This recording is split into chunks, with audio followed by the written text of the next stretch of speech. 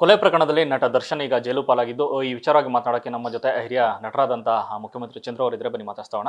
Sir ನಮಸ್ತೆ sir. 4 ವರ್ಷದ ಹಿಂದೆ ಒಂದೇ ವೇದಿಕೆಯಲ್ಲಿ ನೀವು ಮತ್ತೆ ದರ್ಶನ್ ಅವ್ರು ಇರ್ತೀರಾ, ಅಲ್ಲೊಂದು ಮಾತು ಹೇಳ್ತೀರಿ ನೀವು, ಚಟಾಚಪಲಗಳು ಇರಬೇಕು ಬಟ್ ಮಾಡೋ ಜಾಗದ ಬಗ್ಗೆ ಒಂದು ತಿಳುವಳಿಕೆ ಇರಬೇಕು ಅನ್ನೋದು.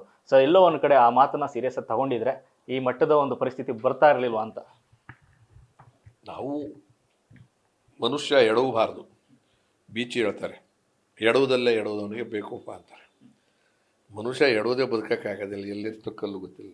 ತಿರ್ಗಿ ಅದೇ ಜಾಗದಲ್ಲೇ ಎಡವುತ್ತಾ ಇದ್ದರೆ ಅಂಥ ತಪ್ಪೇ ಮಾಡ್ತಾ ಇದ್ದಾಗ ಅವ್ರನ್ನೇನು ಅನ್ಬೇಕು ಅನ್ನೋದು ಪ್ರಶ್ನೆ ಆಗ್ತದೆ. ಇಲ್ಲಿ ದರ್ಶನ್ ಅಂಥವ್ರಿಗೆ ರಾತ್ರೋರಾತ್ರಿ ಹೆಸರು ಮಾಡಿ ಶ್ರಮಪಟ್ಟು ಕಷ್ಟಕಾಲದಲ್ಲಿ ಬಂದು ಎಲ್ಲ ಆದಮೇಲೆ ಶತ್ರುತ್ವವನ್ನು ಬಿಡಬೇಕಾಗಿತ್ತು, ಅವರು ದ್ವೇಷಗಳನ್ನು ಬಿಡಬೇಕಾಗಿತ್ತು, ಆ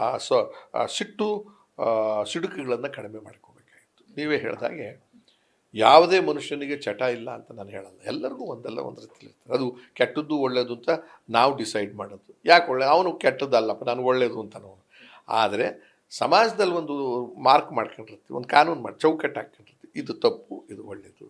ಮದುವೆ ಮಾಡ್ಕೊಂಡ್ಮೇಲೆ ಹೆಂಡತಿ ಜೊತೆ ನೀನಿರಬೇಕು, ಅದು ಸರಿ. ಆಮೇಲೆ ಸಿಗರೇಟ್ ಸೇದೋದು ಆರೋಗ್ಯಕ್ಕೆ ಹಾನಿಕರಿ, ಗುಂಡು ಹಾಕೋದು ದೇಹಕ್ಕೆ ಸಾವಿಗೆ ಹತ್ರ ಬರ್ತೀರಾ, ಈ ಥರದ್ದು. ನ್ಯೂಸ್ ಫಸ್ಟ್ ನಿರ್ಭೀತಿಯಿಂದ ನಿಮ್ಮ ಪರವಾಗಿ.